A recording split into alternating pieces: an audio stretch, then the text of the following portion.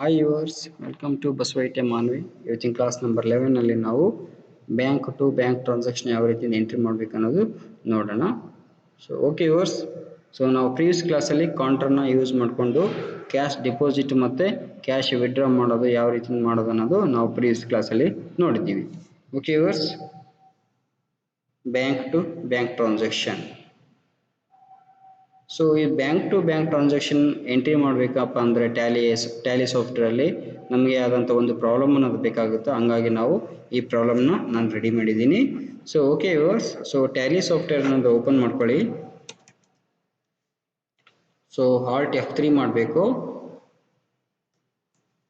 Create company ಅಂತ ತಗೊಳ್ಳಿ, ಯಾಕಂದರೆ ಕಂಪ್ನಿ ಕ್ರಿಯೇಟ್ ಮಾಡ್ತಾ ಇದ್ದೀನಿ. ಇಲ್ಲಿ mister Ganesh started A new business with 4 lakh ರೂಪಾಯಿ ಅಂತಿದೆ. ಸೊ ಮಿಸ್ಟರ್ ಗಣೇಶ್ ಅಂತ ಅವ್ರ ಹೆಸರಲ್ಲೇ ಕಂಪ್ನಿಯಾಗಿ ನಾನು ಕ್ರಿಯೇಟ್ ಮಾಡ್ತಾ ಇದ್ದೀನಿ. ಅಡ್ರೆಸ್ ಬಂದುಬಿಟ್ಟು ಬಸವ ITI. ಇದು ನಮ್ಮ ಯೂಟ್ಯೂಬ್ ಚಾನಲ್ ನೇಮ್. ಈ ಚಾನಲ್ ನೇಮ್ ಸಬ್ಸ್ಕ್ರೈಬ್ ಮಾಡೋದ್ರಿಂದ ನಾವು ಮಾಡುವಂಥ ವಿಡಿಯೋಗಳು ನಿಮಗೆ ನೋಟಿಫಿಕೇಶನ್ ಬರ್ತಾನೆ ಇರ್ತವೆ. ಸೊ ಈ ಬಸವ ITI ಚಾನಲ್ನ ಸಬ್ಸ್ಕ್ರೈಬ್ ಮಾಡಿ, ಹಾಗೆ ಪಕ್ಕದಲ್ಲಿರುವ ಬೆಲ್ ಐಕನ್ನ ಪ್ರೆಸ್ ಮಾಡಿ. ಇಂಡಿಯಾ ಅಂತ ತಗೊಳ್ಳಿ, Karnataka. So contact details, fax number, email, mobile number. So ಯಾವುದೇ ರೀತಿ ನಾನು ಎಂಟ್ರಿ ಮಾಡೋದಿಲ್ಲ. ನಾನು ಡೈರೆಕ್ಟಾಗಿ ಕಂಟ್ರೋಲ್ A ಅಂತ ಹೇಳ್ಬಿಟ್ಟು ಸೇವ್ ಮಾಡ್ಬಿಡ್ತೀನಿ. ಕೀಬೋರ್ಡಲ್ಲಿ ಏನು ಮಾಡಬೇಕು, ಕಂಟ್ರೋಲ್ A ಅಂತ ಪ್ರೆಸ್ ಮಾಡೋದ್ರಿಂದ ಡೈರೆಕ್ಟಾಗಿ ಸೇವ್ ಆಗುತ್ತೆ. ಅಂದರೆ SR ನೋ ಹತ್ರ ಹೋಗ್ಲಾರ್ದ ಮುಂಚೆ ನಾವು ಕಂಟ್ರೋಲ್ A ಅಂತ ಮಾಡಿದ್ರೆ ಏನಾಗ್ತದೆ, ಡೈರೆಕ್ಟಾಗಿ ಕಂಪ್ನಿ ಅನ್ನೋದು ಕ್ರಿಯೇಟ್ ಆಯಿತು. ಓಕೆ ವರ್ಸ್, ಈಗ ನಾವು ಬ್ಯಾಕ್ ಬರಬೇಕಾದ್ರೆ ಎಸ್ಕೇಪ್ ಅನ್ನೋದು ಮಾಡ್ಕೊಳ್ಳಿ. ಈಗ ಗೇಟ್ವೇ ಆಫ್ ಟ್ಯಾಲಿ ಒಳಗಡೆ ನಾವೇನು ಎಲ್ಲಿದ್ದೀವಿ, ಈಗ ಅಕೌಂಟ್ಸ್ ಇನ್ಫೋದಲ್ಲಿ ಇದ್ವಿ. ಸೊ ಅಕೌಂಟ್ಸ್ ಇನ್ಫೋದಲ್ಲಿ ಇದ್ದೀವಪ್ಪ ಅಂದರೆ cash deposited into SBI bank ಅಂತಿದೆ ಅಲ್ವಾ. ಸೊ ಇದಕ್ಕೆ ಸಂಬಂಧಪಟ್ಟಿದ್ದು, ಈ ಪ್ರಾಬ್ಲಮ್ಗೆ ಸಂಬಂಧಪಟ್ಟಿದ್ದು ನಾವು ಫಸ್ಟು ಏನು ಮಾಡೋಣ, ಲೆಡ್ಜಸ್ನ ಕ್ರಿಯೇಟ್ ಮಾಡಿಬಿಡೋಣ. ಸೊ ಆಮೇಲೆ ನಾವು ಅಕೌಂಟಿಂಗ್ ವೋಚರ್ಗೆ ನಾವು ಯಾವ ರೀತಿ ಎಂಟ್ರಿ ಮಾಡಬೇಕು ಅನ್ನೋದು ನೋಡೋಣ. ಫಸ್ಟ್ ಏನು ಮಾಡೋಣ, ಲೆಡ್ಜಸ್ನ ಕ್ರಿಯೇಟ್ ಮಾಡ್ಕೊಂಬಿಡೋಣ. ಮಿಸ್ಟರ್ ಗಣೇಶ್ ಅಂತಿದೆ ಅಲ್ವಾ, ಅವ್ರ ಹೆಸರಲ್ಲೇ ಒಂದು ಕ್ಯಾಪಿಟಲ್ ಅಕೌಂಟ್ ಕ್ರಿಯೇಟ್ ಮಾಡ್ಕೊಳ್ಳೋಣ. ಲೆಡ್ಜಸ್, ನಾನು ಮಲ್ಟಿಪಲ್ ಲೆಡ್ಜಸ್ ಅಂತ ತೊಗೊಳ್ತೀನಿ, ಆಲ್ ಐಟಮ್ಸ್ ಅಂತ ತೊಗೊಳ್ತೀನಿ. Mister Ganesh capital account. Next ಬಂದ್ಬಿಟ್ಟು cash deposited into SBI bank ಅಂತಿದೆ ಅಲ್ವಾ, SBI ಬ್ಯಾಂಕ್ ಅಂತೇಳಿ ಬ್ಯಾಂಕ್ ನೇಮ್ ತೊಗೊಳ್ತೀನಿ. ಇಲ್ಲಿ ಬ್ಯಾಂಕ್ ಅಕೌಂಟ್ ಅಂತ ತೊಗೊಳ್ಬೇಕಾಗ್ತದ. ಇನ್ನೊಂದೇನಿದೆ ನೋಡಿ, ಮೂರನೇದು ಆಪ್ಷನ್ ಬಂದ್ಬಿಟ್ಟು ಏನಿದೆ, cash deposited into HDFC bank ಅಂತಿದೆ. ಸೊ HDFC ಬ್ಯಾಂಕನ್ನು ಅದನ್ನು ಲೆಡ್ಜಸ್ನ ಕ್ರಿಯೇಟ್ ಮಾಡ್ಕೋಬೇಕಾಗ್ತದ. HDFC bank, so bank account. Next ಬಂದ್ಬಿಟ್ಟು cash deposited into Andhra bank, ಅದನ್ನು ಲೆಡ್ಜರ್ ನೇಮ್ ಆಗಿ ನಾವು ಕ್ರಿಯೇಟ್ ಮಾಡೋಣ, ಆಂಧ್ರ ಬ್ಯಾಂಕ್ ಅಂತೇಳಿ. ಇದು ಬ್ಯಾಂಕ್ ಅಕೌಂಟ್. ಸೊ ನೆಕ್ಸ್ಟ್ ಬಂದ್ಬಿಟ್ಟು furniture purchased through SBI bank ಅಂತಿದೆ ಅಲ್ವಾ, SBI ಬ್ಯಾಂಕನ್ನು ನಾವು ಆಲ್ರೆಡಿ ಬ್ಯಾಂಕ್ ಅನ್ನೋದು ಕ್ರಿಯೇಟ್ ಮಾಡ್ಕೊಂಡಿವಿ. ಸೊ ಇಲ್ಲಿ ಫರ್ನಿಚರ್ ಪರ್ಚೇಸ್ಡ್ ಅಂದರೆ ಫರ್ನಿಚರ್ಗೆ ಲೆಡ್ಜರ್ ನೇಮ್ ಅನ್ನೋದು ಕ್ರಿಯೇಟ್ ಮಾಡ್ಕೊಳ್ಬೇಕಾಗ್ತದ. ಅದು ಫಿಕ್ಸ್ಡ್ ಅಸೆಟ್ ಅಂತ ಬರುತ್ತೆ, ಯಾಕಂದರೆ ಆಫೀಸ್ ಪರ್ಪಸ್ಗೆ ನಾವು ಅದನ್ನು ತಗೊಂಡು ಯೂಸ್ ಮಾಡ್ತಾ ಇದೀವಿ, ಅದನ್ನು ಸೇಲ್ ಮಾಡೋದಕ್ಕಿಲ್ಲ. ಸೊ ಹಂಗಾಗಿ ನಾವೇನು ಮಾಡ್ತೀವಿ, ಫರ್ನಿಚರ್ನ ಫಿಕ್ಸ್ಡ್ ಅಸೆಟ್ ಅಂತೇಳಿ ನಾವು ಅಂಡರ್ ಗ್ರೂಪನ್ನು ತಗೊಳ್ಬೇಕಾಗ್ತದೆ.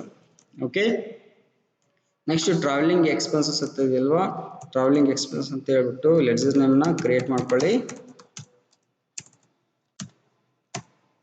ಇದು ಇಂಡೈರೆಕ್ಟ್ ಎಕ್ಸ್ಪೆನ್ಸಸ್ ಅಂತ ಬರುತ್ತೆ. ನೆಕ್ಸ್ಟ್ ಬಂದ್ಬಿಟ್ಟು HDFC bank to SBI bank.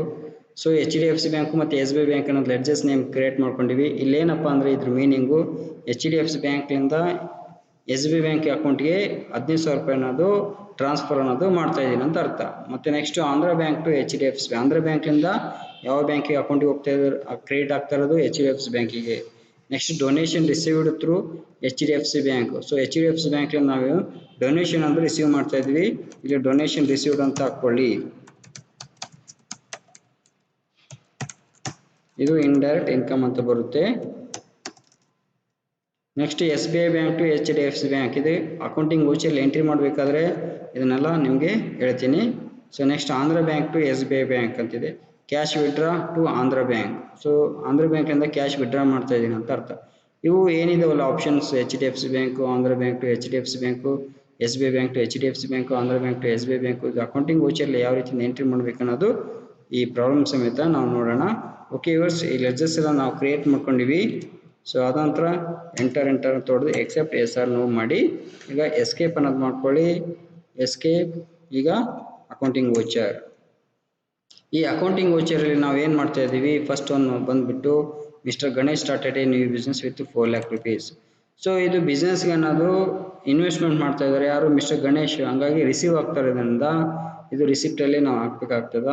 ಏನು ತೊಗೊಂಬರ್ತಾ ಇದನ್ನ ಕ್ಯಾಶ್ ತೊಗೊಂಬರ್ತಿರೋದ್ರಿಂದ ಕ್ಯಾಶ್ ಅಂತ ತೊಗೊಳ್ಬೇಕಾಗ್ತದ. ಮಿಸ್ಟರ್ ಗಣೇಶ್ ಅಂತ ಹಾಕಿ ಎಷ್ಟಿದೆ amount 4 lakh rupees.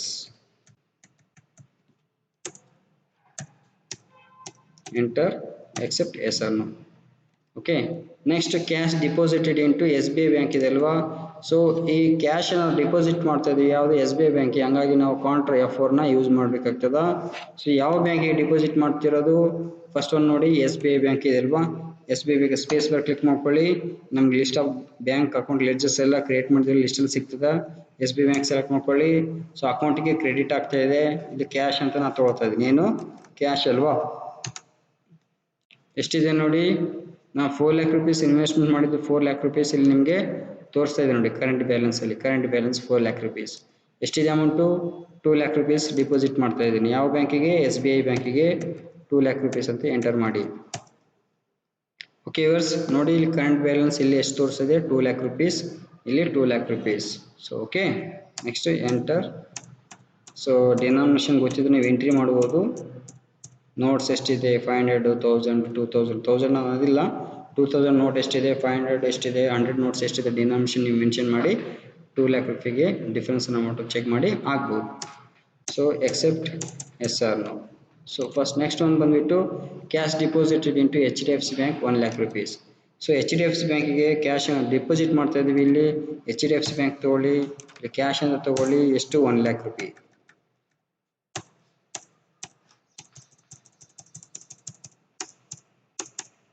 Accept yes or no. Okay, next cash deposited into Andhra bank ಅದ. ಆಂಧ್ರ ಬ್ಯಾಂಕಿಗೆ ಡಿಪಾಸಿಟ್ ಮಾಡ್ತಾ ಇದ್ದೀವಿ. ಕ್ಯಾಶ್ ಅಂತ ತಗೊಳ್ಳಿ. ಎಷ್ಟು, 50,000 rupees.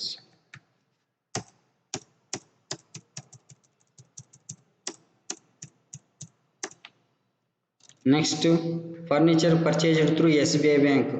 S B I bank ಮುಖಾಂತರ ಫರ್ನಿಚರ್ ಅನ್ನೋದು ಪರ್ಚೇಸ್ ಮಾಡ್ತಾ ಇರೋದ್ರಿಂದ ಇಲ್ಲಿ ನಾವೇನು ಮಾಡಬೇಕಾಗ್ತದ, F5 ಪೇಮೆಂಟ್ ವೋಚರ್ಲಿ ಹಾಕಬೇಕಾಗ್ತದ. ಸೊ ಪೇಮೆಂಟ್ ವೋಚರ್ F5 ಅನ್ನು ಫಂಕ್ಷನ್ ಕೀನ ಪ್ರೆಸ್ ಮಾಡಿ ನಿಮಗೆ ಪೇಮೆಂಟ್ ಆಪ್ಷನ್ ಬರುತ್ತೆ ಇಲ್ಲಿ ಈ ಸ್ಕ್ರೀನಲ್ಲಿ. ಇಲ್ಲಿ ಯಾವುದು ಎಸ್ ಬಿ ಐ ಬ್ಯಾಂಕ್ ಮುಖಾಂತರ ಪೇಮೆಂಟ್ ಆಗ್ತದೆ. ಹಂಗಾಗಿ ಈ ಅಕೌಂಟ್ಲಿಂದ ದುಡ್ಡು ಹೋಗ್ತಿರೋದ್ರಿಂದ ಇಲ್ಲಿ ನಾವು ಫರ್ನಿಚರ್ ಅನ್ನು ಸೆಲೆಕ್ಟ್ ಮಾಡ್ಕೊಳ್ಳಿ. ಎಷ್ಟಿದೆ ಅಮೌಂಟ್ ಬಂದುಬಿಟ್ಟು furniture purchase through S B I bank 25,000 ಅಂತ ಹೇಳ್ಬಿಟ್ಟು ಮೆನ್ಷನ್ ಮಾಡಿ. ಓಕೆ, ನೆಕ್ಸ್ಟ್ ಬಂದುಬಿಟ್ಟು ಟ್ರಾವೆಲಿಂಗ್ ಎಕ್ಸ್ಪೆನ್ಸಸ್ ಅಂತಿದೆ. ಇಲ್ಲಿ ಪೇಮೆಂಟ್ ಆಗ್ತಾ ಇರೋದ್ರಿಂದ ಅಲ್ಲಿ ಯಾವುದೇ ರೀತಿಯ ಬ್ಯಾಂಕ್ ಅನ್ನೋದು ಮೆನ್ಷನ್ ಮಾಡಿಲ್ಲ. ಹಂಗಾಗಿ ಇಲ್ಲಿ ಕ್ಯಾಶ್ ಅಂತ ತೊಗೊಳ್ಬೇಕಾಗ್ತದ. ಟ್ರಾವೆಲಿಂಗ್ ಎಕ್ಸ್ಪೆನ್ಸ್ ಅಂತ ಹಾಕಿ ಎಷ್ಟಿದೆ ನೋಡಿ, 800 rupees. Next H D F C bank to transfer, ಅಂದರೆ ಟ್ರಾನ್ಸ್ಫರ್ ಆಗ್ತಾ ಇದೆ. Bank to bank transfer. H D F C bank to S B I ಬ್ಯಾಂಕಿಗೆ ಟ್ರಾನ್ಸ್ಫರ್ ಆಗ್ತದೆ. ಯಾವ ಬ್ಯಾಂಕಿಗೆ, ಎಸ್ ಬಿ ಐ ಬ್ಯಾಂಕಿಗೆ. ಇಲ್ಲಿ ನಾವು ಫಂಕ್ಷನ್ ಕೀ F4 ಯೂಸ್ ಮಾಡಬೇಕಾಗ್ತದೆ, ಕಾಂಟ್ರಾ. ಸೊ ಇಲ್ಲಿ ನೋಡಿ viewers, H D F C bank to S B I bank. So S B I ಬ್ಯಾಂಕ್ನಾಗ ಅಮೌಂಟ್ ಅನ್ನೋದು ಕ್ರೆಡಿಟ್ ಆಗ್ತದೆ. ಎಸ್ ಬಿ ಐ ಬ್ಯಾಂಕ್ ಅಂತ ತಗೊಳ್ಳಿ. ಓಕೆ, ಇಲ್ಲಿ ಕೆಳಗಡೆ H D F C bank ಅಂತ ತಗೊಳ್ಳಿ. ಎಷ್ಟು ಮಾಡ್ತಾ ಇರೋದು ನೋಡಿ, H D F C bank to S B I ಬ್ಯಾಂಕಿಗೆ 15,000 ನೋಡಿ. ಎಚ್ ಡಿ ಎಫ್ ಸಿ ಬ್ಯಾಂಕಿಂದ ಮೈನಸ್ ಆಗುತ್ತೆ 15,000. Okay, enter accept yes or no. So next ಒಂದು ಬಂದುಬಿಟ್ಟು Andhra bank to H D F C bank ಅಂತಿದೆ ಅಲ್ವಾ. ಸೊ ಆಂಧ್ರ ಬ್ಯಾಂಕಿಂದ ಎಚ್ ಡಿ ಎಫ್ ಸಿ ಬ್ಯಾಂಕಿಗೆ ಅಮೌಂಟ್ ಅನ್ನೋದು ಟ್ರಾನ್ಸ್ಫರ್ ಮಾಡ್ತಾ ಇದ್ವಿ. ಸೊ ಇಲ್ಲಿ ಏನು ತೊಗೊಳ್ಬೇಕಾಗ್ತದ ನೋಡಿ, Andhra bank to H D F C bank. So Andhra ಬ್ಯಾಂಕ್ಲಿಂದ ಎಚ್ ಡಿ ಎಫ್ ಸಿ ಬ್ಯಾಂಕಿಗೆ ಎಷ್ಟು ಹೋಗ್ತಾ ಇದೆಯಾ, 42,000. ಹಂಗಾಗಿ ನಾವು ಇಲ್ಲೇನು ತೊಗೊಳ್ಬೇಕಾಗ್ತದ, H D F C bank ಅಂತ ತೊಗೊಳ್ಬೇಕಾಗ್ತದ. ನಮ್ದು 85,000 ಕರೆಂಟ್ ಬ್ಯಾಲೆನ್ಸ್ ತೋರಿಸ್ತಾ ಇದೆ ನೋಡಿ. ಈಗ ನಾವು ಅಮೌಂಟ್ ಬಂದುಬಿಟ್ಟು ಆಂಧ್ರ ಬ್ಯಾಂಕ್ಲಿಂದ ಟ್ರಾನ್ಸ್ಫರ್ ಮಾಡ್ತಾ ಇದ್ದೀನಿ. ಆಂಧ್ರ ಬ್ಯಾಂಕ್ ಅಂತ ಸೆಲೆಕ್ಟ್ ಮಾಡ್ಕೊಳ್ಳಿ. ಎಷ್ಟಿದೆ ಆಂಧ್ರ ಬ್ಯಾಂಕಲ್ಲಿ, ಸಾರಿ ಆಂಧ್ರ ಬ್ಯಾಂಕ್ಲಿಂದ ಎಚ್ ಡಿ ಎಫ್ ಸಿ ಬ್ಯಾಂಕಿಗೆ ಎಷ್ಟು ಟ್ರಾನ್ಸ್ಫರ್ ಮಾಡಬೇಕು, 42,000. ನೀವು ಇಲ್ಲಿ ಡಿಫ್ರೆನ್ಸನ್ನು ಚೆಕ್ ಮಾಡ್ಕೊಳ್ಬೋದು, ಕರೆಂಟ್ ಬ್ಯಾಲೆನ್ಸ್ ಮತ್ತು ಈ ಕರೆಂಟ್ ಬ್ಯಾಲೆನ್ಸಲ್ಲಿ. ನಾನು ಇಲ್ಲಿ ಅಮೌಂಟ್ ಅನ್ನೋದು ವ್ಯಾಲ್ಯೂ ಹಾಕಿದಾಗ ಈ ಆಂಧ್ರ ಬ್ಯಾಂಕಲ್ಲಿರುವಂಥ ಅಮೌಂಟು ಮೈನಸ್ ಅನ್ನೋದು ಆಗ್ತದೆ. ಸೊ ನೋಡಿ ವ್ಯೂವರ್ಸ್, ನೋಡಿ 8,000 ಉಳ್ಕೊಂತ 50,000 ಇತ್ತು, ಇವಾಗ ಆಂಧ್ರ ಬ್ಯಾಂಕಲ್ಲಿ 8,000 ಅನ್ನೋದು ರಿಮೈನಿಂಗ್ ಬ್ಯಾಲೆನ್ಸ್ ಅಮೌಂಟು ಉಳ್ಕೊಂಡಿದೆ. ಓಕೆ, ಇದು ಕೌಂಟರ್ದಲ್ಲೇ ಆಗಬೇಕು. ಓಕೆ, ನೆಕ್ಸ್ಟ್ ಬಂದುಬಿಟ್ಟು donation received through HDFC bank ಅಂತಿದೆ. ಡೊನೇಷನ್ ಅದು ರಿಸೀವ್ ಮಾಡ್ಕೊಳ್ತಾ ಇದ್ದೀವಿ ಯಾವ ಬ್ಯಾಂಕ್ಲಿಂದ? HDFC ಬ್ಯಾಂಕ್ಲಿಂದ. ಹಂಗಾಗಿ F6 ಅನ್ನು ತೊಗೊಳ್ಬೇಕಾಗ್ತದ. So F6 Andhra bank cash ಅನ್ನು ತೊಗೊಳ್ಳಿ. ಸೊ ಆಂಧ್ರ ಬ್ಯಾಂಕ್ ಅಂತ ತೊಗೊಳ್ಳಿ. ಇಲ್ಲಿ ಎಷ್ಟು? 10,000 rupees. Sorry, donation received through HDFC bank. ಇಲ್ಲಿ ಆಂಧ್ರ ಬ್ಯಾಂಕ್ ಅಲ್ಲ, HDFC ಬ್ಯಾಂಕ್ ಅಂತಿದೆ. HDFC ಬ್ಯಾಂಕ್ ಅಂತ ತೊಗೊಳ್ಳಿ. ಡೊನೇಷನ್ ರಿಸೀವ್ಡ್ ಎಷ್ಟಿದೆ? 10,000. ನೋಡಿ 10,000 ಅಂತ ರಿಸೀವ್ ಮಾಡ್ಕೊಂಡಿವಿ. Accept yes or no. Next SBI bank to HDFC bank. So SBI ಬ್ಯಾಂಕ್ಲಿಂದ ನಾವು HDFC ಬ್ಯಾಂಕಿಗೆ ಟ್ರಾನ್ಸ್ಫರ್ ಮಾಡ್ತಾ ಇದ್ದೀವಿ. ಸೊ ಹಂಗಾಗಿ ಇಲ್ಲಿ ನಾವು ಕೌಂಟರ್ನ ಯೂಸ್ ಮಾಡಬೇಕಾಗ್ತದ. F4 ಫಂಕ್ಷನ್ ಕೀನ ಪ್ರೆಸ್ ಮಾಡಿ. ಸೊ ಓಕೆ ವ್ಯೂವರ್ಸ್, ಇಲ್ಲಿ HDFC ಬ್ಯಾಂಕ್ ಅಂತ ಸೆಲೆಕ್ಟ್ ಮಾಡ್ಕೊಳ್ರಿ. ಅಕೌಂಟ್ ಯಾವುದು? HDFC ಬ್ಯಾಂಕಿಗೆ ಬರ್ತಾ ಇರೋದು HDFC ಅಂತ ಸೆಲೆಕ್ಟ್ ಮಾಡ್ಕೊಳ್ಳಿ. ಯಾವ ಬ್ಯಾಂಕ್ಲಿಂದ? SBI ಬ್ಯಾಂಕ್ಲಿಂದ. ನೋಡಿ SBI ಬ್ಯಾಂಕ್ ಟು HDFC ಬ್ಯಾಂಕಿಗೆ ಟ್ರಾನ್ಸ್ಫರ್ ಮಾಡೋದಾಗ್ತದೆ. ಎಷ್ಟು? 15,500. 15,500. ನೋಡಿ ವ್ಯೂವರ್ಸ್, ನೀವು ಚೆಕ್ ಮಾಡ್ಬೋದು ಮ್ಯಾನ್ಯಲ್ ಆಗಿ. ನೋಡಿ ಇಲ್ಲಿ ನಾನು 00 ಅಂತ ಮಾಡ್ತೀನಿ. ಇದನ್ನ ಎಷ್ಟಿದೆ ನೋಡಿ, ಇಲ್ಲಿ ಕರೆಂಟ್ ಬ್ಯಾಲೆನ್ಸ್ ಅಂತ ಎಷ್ಟು ತೋರಿಸಿದೆ? 1,74,500 rupees. 00 ಮಾಡಿದ್ದೀನಿ. ನೋಡಿ SBI ಬ್ಯಾಂಕಲ್ಲಿ 1,90,000 ಇದೆ. ಇಲ್ಲಿ ಎಷ್ಟಿದೆ? HDFC ಬ್ಯಾಂಕಲ್ಲಿ 1,37,000 ಇದೆ. ಈಗ ನಾ ಇದರಲ್ಲಿರುವಂಥ ಅಮೌಂಟು ಮೈನಸ್ ಆಗಬೇಕು ಅಂದರೆ ಈ ಬ್ಯಾಂಕ್ಲಿಂದ ಈ ಬ್ಯಾಂಕಿಗೆ ಹೋಗ್ತಾ ಇದೆ ಅಂತ ಅರ್ಥ. ಈ ಬ್ಯಾಂಕ್ಲಿಂದ ಈ ಬ್ಯಾಂಕಿಗೆ ಕ್ರೆಡಿಟ್ ಅನ್ನೋದು ಆಗ್ತಾಯಿದೆ ಅಮೌಂಟ್ ಆಗಿ. ಅಮೌಂಟ್ ಈಗ ನಾನು 1,90,000 ಇದೆ ಅಲ್ವಾ, ಈಗ ಅಮೌಂಟ್ ಅನ್ನೋದು ಎಂಟ್ರಿ ಮಾಡ್ತೀನಿ. ಎಷ್ಟಿದೆ ನೋಡಿ amount? SBI bank to HDFC bank 15,500 rupees. 15,500. ನೋಡಿ ಇವರ್ಸ್ ಕರೆಂಟ್ ಬ್ಯಾಲೆನ್ಸ್ ಎಷ್ಟಿದೆ? 1,90,000. ಸೊ ಎಂಟರ್ ಮಾಡಿ, ಅದು ಮೈನಸ್ ಅನ್ನೋದಾಗಿರುತ್ತೆ. 1,90,000 ಇರೋದು 1,74,500 rupees ಅನ್ನೋದು SBI ಬ್ಯಾಂಕ್ನಾಗ ಉಳ್ಕೊಂತು. ಓಕೆ ಇವರ್ಸ್, ಎಂಟರ್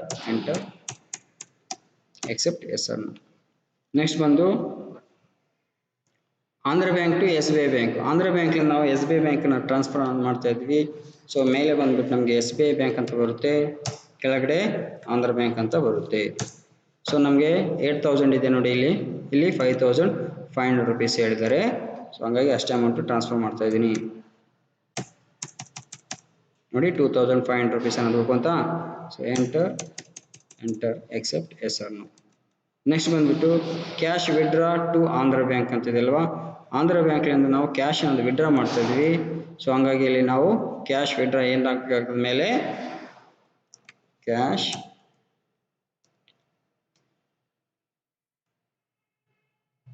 ಯಾವುದು? ಆಂಧ್ರ ಬ್ಯಾಂಕ್.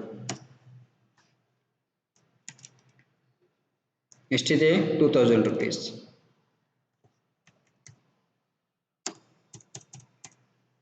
ನೋಡಿ ವರ್ಸ್, ಕ್ಯಾಶ್ ಅನ್ನೋದು ವಿಡ್ರಾ ಮಾಡಿದ್ವಿ, ಕ್ಯಾಶ್ ಅನ್ನೋದು ಕ್ರೆಡಿಟ್ ಆಯಿತು, ಇದು ಡೆಬಿಟ್ ಆಯಿತು. 500 rupees ಅನ್ನೋದು ರಿಮೈನಿಂಗ್ ಬ್ಯಾಲೆನ್ಸ್ ಉಳ್ಕೊಂತು.